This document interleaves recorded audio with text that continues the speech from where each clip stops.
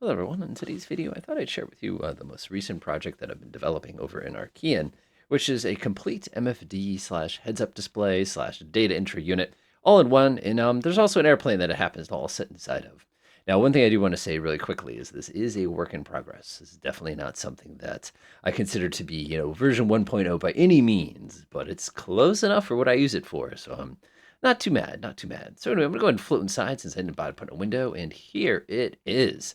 This is our system. I'm going to climb into the seat here. So the way this works is relatively straightforward. And when I say this went through a bunch of iterations, no exaggeration there. We basically have our data entry unit over on this side. We have our heads-up display kind of chilling here in the middle. And over on the right, we have an MFD with several different settings. And this button right here, if you push that one, the lights go out. And of course, the way they designed this is basically a mishmash of different systems in one in order for me to be able to successfully get this to work.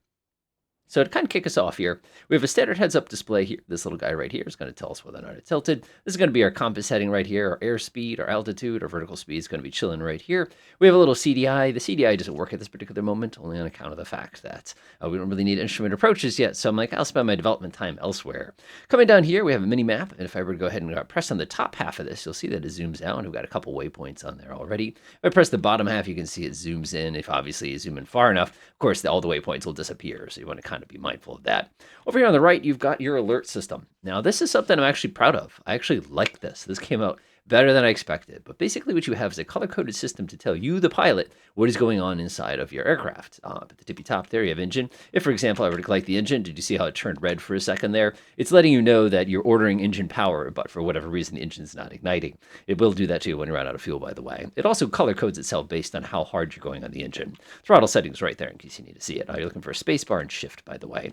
We have a fuel light here. Blue means don't worry about it. Cyan means just so you know. Green means normal. Yellow means okay. Red means you got a problem. Flashing red, we really got a problem. But you'll notice we have that for engine, fuel, bat, stall. The landing gear is green. It's down. GPS beacon. GPS and beacon don't do anything right now just because they're not required to do anything. Moving to the right here, we have our navigation page. This is the default page here. You can see here that I am 0 distance away from waypoint 1. I'm basically sitting on waypoint 1, which is why I'm not very far away from it. Pressing the FPL button. Now this is darn cool. This allows you to design a flight based on all the waypoints you enter. The way it works is fantastically simple. All you do is you come over here and pick out the number of the waypoint. For example, if I wanted to do waypoint 64, we'll go ahead and press F, and you can see it puts it on the scratch pad. Now, if I come over here and I go ahead and click on the plus button, it'll add it at that point. So if I come right here, for example, and hit that, you'll see that waypoint 64 is a null waypoint. Now, if I wanted to get rid of it, you just go boop, just like that, and it's gone. Simple as that.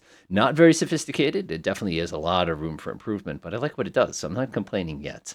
Swinging there, we have our waypoint page. This allows you to enter waypoint information. So for example, let's say I want to take a look at waypoint 1 here. So I could press the number 1. I could come over here where it says waypoint, and I could press the F key to load it, and then press the load button. And you can see it immediately brings up waypoint 1. It gives me my latitude, longitude, elevation, everything ready to go. So if I wanted to, for example, let me say I want to enter an elevation of 4 feet for whatever reason. I could come down here, I could press the number 4, come over here where it says elevation, boop, just like that. Then you just boop, save. And just like that, it is now saved. Flight plan and direct don't quite work yet, but the nice thing is everything else down here does. Like I said, I'm sitting on waypoint 1, so that's why that works that way. Now, if I wanted to, for example, to create a new waypoint, let's say I want to create waypoint 64 like I did before. I'll just hit 6 and 4, swing up here, go ahead and click this. If I were to press the load button, it'll be all blank because it's null. So if I want to give it a name, I could just come over here and put COOL, for example, just like that. I could go ahead and name it, and the waypoint, I'll just give it an elevation of 5 or something like that. I'm not going to worry about latitude, longitude.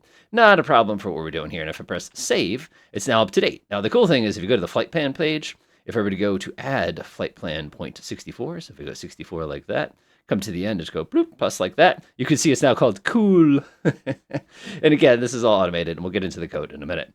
Next, we have our sensor page. The sensor page is a pretty cool little piece of work here. This was surprisingly challenging, surprisingly not challenging. But if you can't see this, but right under the seat here, there's actually a radar. You can't see much here, so let me bring up the range to about 8. So what you're seeing here is you're seeing a height mapped elevation that's all nice and neatly color coded. Now, what I did here is this. This was a problem, was trying to design a gain button. So if I crank the gain up a little bit, you can see the image gets really intense, but the resolution comes down. If I take the gain down significantly, you see that we lose almost everything, and basically all blue basically disappears. Think of this almost as a brightness button, but again, it's all there. And one of the scary things is you can go out to 64 with this thing. So if I were to go like that, you could see the entire mountain range. Now, I engineered this thing so that it shuts off when you're not using it. So if I press con, it immediately stops. So if you have frame rate issues, don't worry, it's gone away. Now, the con page is very, very, very, very useful. It's going to tell you how much fuel you got, flow, endurance, range. It's also going to tell you about the batteries. Remember, all this critical information will change color on this screen as well as you're cruising around. As you can see from a battery, basically HV battery charges are a low volt battery. It's right behind your seat, by the way, and it works fine. The autopilot page, it's a work in progress. You'll notice we have SAS controls. There's a couple different SAS. It's extremely rudimentary fly-by-wire. Pitch mode basically holds your pitch when you let go of any of the pitch controls. Yaw will try to dampen yaw. Roll will try to keep you at 0 as far as roll goes. It's actually really useful. These other switches here don't actually do anything yet. As you can see here, I've got some placeholders for this. For example, if I wanted to go on a heading of 90 degrees, I could come here and hit 90. I could come here and press F, and you can see it would save that. That's definitely, like I said, a work in progress. Not there yet. The approach page is going to say the word in-op. Again, we don't need approaches yet. That's something I was experimenting with another aircraft, trying to get it to work, and I was successful. I've basically shot approaches, but it's a work in progress. Weapon page, again, this is a work in progress, only on account of the fact there is no particular weapon. But the way this would work is you come over here and press F to pick the specific weapon you'd like to arm, and it would arm it, but there are no weapons, so don't worry about it. And finally, we have the beacon page, which is really, really interesting, because this allows you to go ahead and use a beacon and actually center on it. This little magenta circle you see right here is actually an actual working beacon, and if we were to actually go ahead and turn, let me see if I can give it a little bit of a gentle turn here. I just need a little turn. You'll actually notice that the beacon is moving towards the center because I'm actually zeroing in on the position of it. You can adjust the frequency just by coming in here with the scratch pad, typing into frequency, pressing that, and pressing set. For example, if I want to go to 1200, if I just did 1200 like that, you'll see the scratch pad copies over. I can just press set, and it's going to set it like that. And you can see the data for waypoint 1200 is yo, yo, yo, yo, yo. Pretty darn cool. So anyway, let's go ahead and get in the air. A couple things I'm going to do here is I'm going to leave pitch on because pitch is going to make it a little easier. You don't need a particular power setting to get this thing into the air. It's it'll go quite nicely on its own, and I was experimenting quite a bit working. So because this is fly-by-wire, if I go like this and let go of the controls I'm not touching right now, you'll see the aircraft actually will hold that attitude, and it'll stay on this attitude until I do something stupid like, roll or something like that. Now, the crazy bit is if I roll a little bit, you'll know it'll keep my attitude. It will not keep my roll. There's no damping on the roll or anything like that. For example, if I want to switch back to beacon mode, you can see my very early attempts to try to figure out if this was working properly. And there's my early attempt, basically sitting there in the woods. Well, no woods, yeah, this is a little bit before humanity and, the rest of nature on Earth. But at the same token, it works pretty darn well. So we can just pass over that. You can see that abandoned airplane and watch the beacon go riz, just like that. Let's head back to the con page real quickly here, just so you can kind of see what you're doing. And I'll talk a little bit about what I've done with this. So I'm going to go ahead and take myself a nice gentle turn. We're going to head towards that mountain range over there. I'm actually going to flip on my roll. Now, the reason I like that is you'll notice the aircraft instantly straighten itself out. It is now stabilized in roll. So if I let go and don't touch anything, the aircraft will actually fly itself more or less like I'm not touching anything. It's just going, kind of a thing like that. Now, we're going a little hard on the engines right now, but that's okay. The maximum service ceiling on this thing, I've gotten it up to 100,000. Like I said, I don't know why you need to fly this thing that high. Again, you have no aerodynamic control at those altitudes, but that is completely up to you if you want to do something. So I'm going to go back to the con page real quick. I'm going to go ahead and back the power up to my cruise power, which is about 10%, believe it or not. I've tested this aircraft with less than 10%, but it seems to kind of hurt its range a little bit. But again, because of the fly-by-wire, you can see that as it starts to sink, the nose actually compensates, and you can actually watch my canards in the front gently kind of correcting for my little boo-boo here. So coming in here, you can see we got that much mass. We have 34-minute endurance, and we have a range of about 420 kilometers. I think the best I've gotten out of this thing is like 390 or something like that, which is pretty... It's not bad. It's really, honestly, it's not bad, especially for something along those lines. So I'm going to go ahead and pop the autopilot. You can see the roll pilot, again, very rudimentary roll autopilot here. So I'm going to come over here. I'm going to go ahead and kill that one. I'm going to go ahead and kill that one as well, which loosens up the controls, and we'll get going. One thing I want to mention, too, is these controls are completely phased. So if you go ahead and jam on this thing really, really, really, really hard at high speed, you'll notice that aerodynamically, it's not going to be very aggressive. Like if you really stomp on the power, like I'm doing, like you can see my Mach number about to break the speed of sound, just like that. If I were to stand full pitch up, isn't that amazing? The whole thing is phased. One thing you'll notice, too, is my mini-map. I'm actually approaching those 2 waypoints. They don't have lines connecting them or anything like that. That's a future stretch goal, as they like to say. Again, I want to see how well received this is before I spend too much more time on it. So one of the fun things, of course, if I go to my system page here, you can see my landing gear automatic.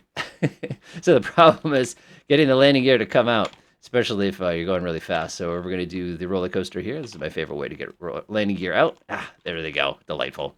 Now, if you go back over to your pitch autopilot here, there's one really fun trick that you can do with this. If you're coming into land, and again, now we're more than slow enough, the landing gear is about to cycle in a second. You'll watch it turn green. Oh, did you see the yellow in the stall getting a little, oh, see how it's flashing? It's letting me know that we're completely stalled right now. So what I'm going to do is, oh, goodness, this thing is just, oof. When I originally designed this thing, it had pure ailerons, which was a pain in the butt. All right, there we go. So I'm just going to center this thing just like that, activate my roll autopilot. Nose up a little bit, nose up a little bit, and there we go. So the cool thing here is I'm not touching the controls, and we're basically in landing attitude. So as long as you go about that speed, it goes, you can see the aircraft is going to spin out because I've done an awful job basically designing the landing gear on this thing. That's okay, though. So I can shut off pitch, and I can shut off roll, and you can see all the stability systems. I'm basically kicking and trying to straighten me out with that god-awful landing there. And that is my creation. I call this one the F1X. I don't have a better name for it yet. At some point in the future, I'll probably think of something like clever. The other thing, of course, I will do is I'll fiddle around with this. But this is more than enough working system. As you can see, we kind of settled at an angle here. Oh, well, one of these days I'll fix that. But there's my lovely aircraft, and there's my avionics. One thing I did want to save, though, for those of you curious, the code for this thing. Obviously, when you download the sucker over in the workshop, you will get access to all the code that goes into it. This was a project, and I mean, it was a project. Now, here again, you can put your own custom waypoints if you need to. But one of the things you'll notice here is there's a lot of code behind this, and I'm not proud of all of it because there's definitely some repetition in here in some places. And when I originally designed it, I tried to do the best I could to keep everything as independent. Like, for example, if I come down here, you'll notice that with all my different like MFD pages and stuff, it only draws the MFD that it needs to draw. There's nothing in the background. It only does certain things 10 times per second. It does other things 2 times per second. And that way it kind of unloads it. And of course, you're grabbing all the variables and stuff like that. Then I have some functions I developed a while ago, and I basically borrowed from that other awful aircraft that you saw a few minutes ago. And it's all there for you folks to take a look at it. And that's about a standard Archean landing. If you're asking, by the way, if this thing has steering landing gear, the answer is no. Like I said, this is very much a prototype to see if this is an acceptable idea and if this is something I should continue, if this is something that I should just say, well, this was cool. What can we do better next time? But other than that, enjoy.